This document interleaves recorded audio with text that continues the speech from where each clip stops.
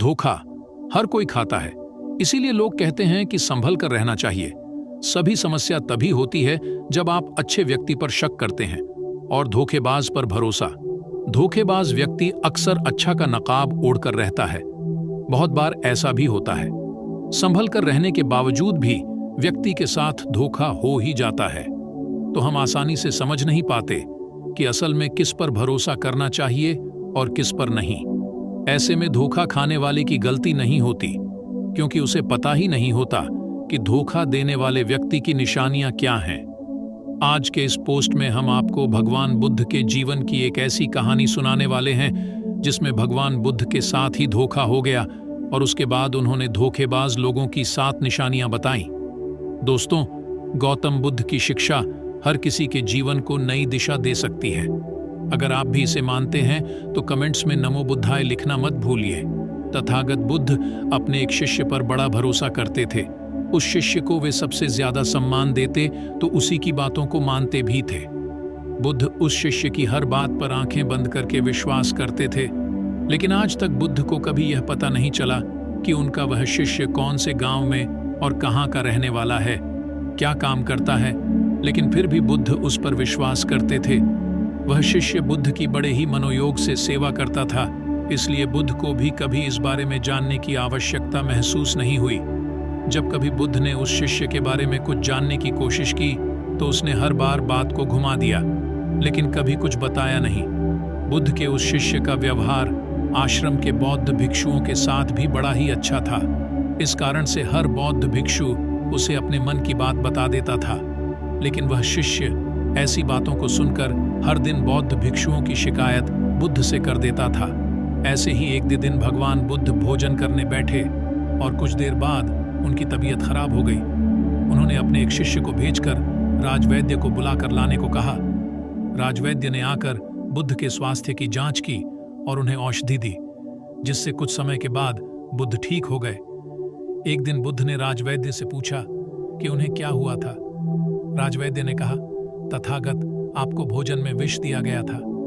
यह सुनकर वहां बैठे सभी भिक्षुओं को बड़ा आश्चर्य हुआ कि ऐसा कौन है जिसने बुद्ध के भोजन में विष मिलाया हो। उस व्यक्ति की खोज होने लगी। बुद्ध का भोजन जहां से आया था उस गृहस्वामी को बुलाया गया। उसने बताया कि उस दिन उसने भोजन बनाया ही नहीं, बल्कि उस दिन आपके ही एक शिष्य एक व्यक्ति के साथ वहां आए थे। शिष्य के साथ आए व्यक्ति ने ही भोजन बनाया था। व्यक्ति को ढूंढा जाने लगा। काफी दौड़ी धूप करने के बाद पता चला कि भोजन बनाने वाला व्यक्ति पास के ही गांव का एक रसोइया है। उस गांव में जाकर जब बौद्ध भिक्षुओं ने उस रसोइये से पूछताछ की तो पता चला कि उस दिन उसने सिर्फ भोजन तैयार किया था। उसके बाद रसोई घर से बुद्ध के लिए भोजन पात्रों में उस शिष्य ने ही डाला था और उस समय रसोई घर में वह शिष्य अकेला ही था। रसोइये ने उस शिष्य का पता बताया तो सभी के होश उड़ गए, क्योंकि वह शिष्य और कोई नहीं बल्कि बुद्ध का सबसे प्रिय शिष्य था। वापस लौटकर भिक्षुओं ने बुद्ध को पूरी कहानी सुनाई। उस समय वह शिष्य भी वहीं बैठा हुआ था। यह सुनकर शर्म के मारे उसका सिर झुक गया। सभी बौद्ध भिक्षुओं के चेहरे पर क्रोध झलक रहा था और सभी चाहते थे कि उस शिष्य के जीवन का अंत ही कर देना चाहिए, लेकिन तथागत बुद्ध ने उस शिष्य को माफ कर दिया और कहा कि वह जहां जाना चाहे जा सकता है, लेकिन उसकी बौद्ध संघ में कोई जगह नहीं है। यह सुनकर वह शिष्य उठा और बुद्ध के चरणों में लौटते हुए कहा, मुझे माफ कर दीजिए तथागत, मैं इस संघ का सर्वे सर्वा बनना चाहता था और इसी कारण से मैंने आपके भोजन में विष मिलाया था। बुद्ध ने उसके सिर पर हाथ रखकर मुस्कुराते हुए कहा, तुम मुझे एक बार कहकर तो देखते, मैं खुशी खुशी यह बौद्ध संघ तुम्हारे हवाले कर देता, लेकिन अब तुम यहाँ नहीं रह सकते, क्योंकि आज के बाद तुम चाहे कितने ही अच्छे बन जाओ, लेकिन बौद्ध संघ में तुम्हें हमेशा दोषी नजरों से ही देखा जाएगा। इसलिए अपने जीवन के उद्धार के लिए तुम्हें यहाँ से जाना ही होगा। यह सुनकर वह शिष्य उठा और चला गया। उसके जाने के बाद भिक्षुओं ने बुद्ध से कहा, भंते, आप तो सर्वज्ञानी हो, फिर आपको इस धोखे के बारे में कैसे पता नहीं चला? जब आप जैसे सर्वज्ञानी को भी धोखा मिल सकता है तो सामान्य व्यक्ति के लिए इस संसार में जीना ही मुश्किल हो जाएगा। इसलिए आप हमें कुछ ऐसी निशानियां बताइए जो किसी भी व्यक्ति को धोखा खाने से बचा सकती हो। ये सुनकर बुद्ध मुस्कुराए और बोले, मुझे ये पता था कि यह शिष्य किसी दिन मेरे साथ धोखे जैसा व्यवहार करेगा, लेकिन मैं यह देखना चाहता था कि इस संघ में कोई ऐसा व्यक्ति है जो उसके धोखे को समय रहते जान सके। लेकिन इस संघ में ऐसा कोई भी व्यक्ति नहीं था, इसलिए मैं तुम्हें 7 ऐसी निशानियां बता रहा हूं जिन्हें देखकर आप इस बात का अंदाजा लगा सकते हैं कि तुम्हारा करीबी तुम्हें धोखा दे सकता है या नहीं। पहली निशानी है, वे आपसे अपना सब कुछ छिपाए। आप धोखेबाज व्यक्ति के बारे में कुछ नहीं जान पाओगे, क्योंकि जब भी आप उनसे उनके बारे में कुछ भी पूछेंगे तो वे हर बार बात को बदल देंगे, लेकिन बदले में वे आपसे आपके जीवन के हर एक रहस्य के बारे में जानने की कोशिश करेंगे। उनका पूरा जीवन आपके लिए पूरी तरह से रहस्यमय होगा। भले ही आप उस व्यक्ति के बड़े ही करीबी होंगे, लेकिन उसके बारे में आपको कुछ भी पता नहीं होगा। यदि ऐसा व्यक्ति आपके भी संपर्क में है तो आपको सावधान होने की जरूरत है, क्योंकि ऐसा व्यक्ति समय आने पर आपको धोखा जरूर देगा। धोखेबाज व्यक्ति की दूसरी निशानी है, उन्हें आपकी कोई परवाह नहीं होगी। ऐसे व्यक्तियों के लिए आपके जीवन और मरण से कोई मतलब नहीं होगा। ऐसे व्यक्ति आपसे किसी भी तरह अपना काम निकलवाने की कोशिश करेंगे। यदि आपको नुकसान पहुंचाकर भी उनका काम होता है तो ऐसे व्यक्ति इस बात की कोई परवाह नहीं करेगा। इसलिए ऐसे व्यक्ति से बचकर ही सबसे अच्छा विकल्प है, क्योंकि एक दिन ऐसा व्यक्ति धोखा जरूर देता है। धोखेबाज व्यक्ति की तीसरी निशानी है, वह हर समय झूठ बोलते रहते हैं। अपने जीवन अपने काम को पूरी तरह से रहस्यमय रखने के लिए यह व्यक्ति हमेशा झूठ बोलते हैं। इनके पास एक ही बात के कई जवाब होते हैं, इसलिए ऐसे झूठे व्यक्ति धोखा देते ही हैं। धोखेबाज व्यक्ति की चौथी निशानी, उनकी कथनी और करनी में अंतर होता है।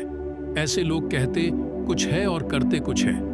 यह लोग आपको खुश करने के लिए आपके पक्ष में कुछ भी कह सकते हैं, लेकिन जब करने की बात आएगी तो यह हमेशा अपने स्वार्थ को आगे रखते हैं, फिर चाहे आपका नुकसान ही क्यों ना हो जाए। इसलिए ऐसे धोखेबाज व्यक्तियों से जीवन में दूरी बनाए रखना ही श्रेयस्कर है। धोखेबाज लोगों की पांचवी निशानी है, उनके पास आपके लिए कभी समय नहीं होगा। धोखेबाज लोगों की यह सबसे बड़ी निशानी होती है कि जब भी आप उनसे समय मांगेंगे तो वे आपके लिए हमेशा व्यस्त रहेंगे। उनके पास खुद को व्यस्त दिखाने के लिए हजारों बहाने होंगे, यहाँ तक कि जब तक उन्हें आपसे कोई मतलब नहीं होगा तब तक वे आपसे बात तक नहीं करेंगे। लेकिन जैसे ही उन्हें आपसे कोई काम होगा फिर वे आपके पास हर समय मौजूद होंगे।